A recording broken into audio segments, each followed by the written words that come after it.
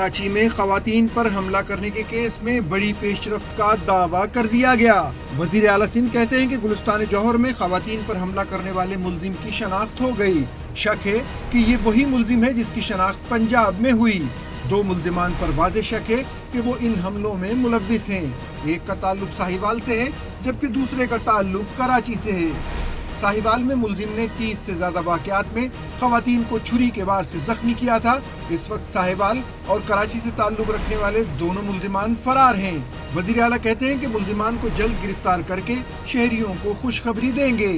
حکومت کسی کو قانون سے کھیلنے کی اجازت نہیں دے گی۔ ملزمان کے گرد گھیرا تنگ کر دیا گیا اور کراچی پولیس معاملے کی تہہ تک پہنچ رہی ہے۔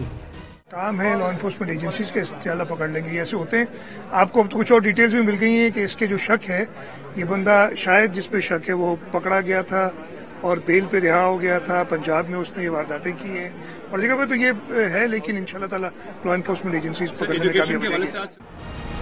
اسی طرح کے حملے چیچا وطنی میں 3 سال جاری رہے۔ موٹر سائیکل سوار راہ چلتی خواتین کو زخمی کر دیتا تھا۔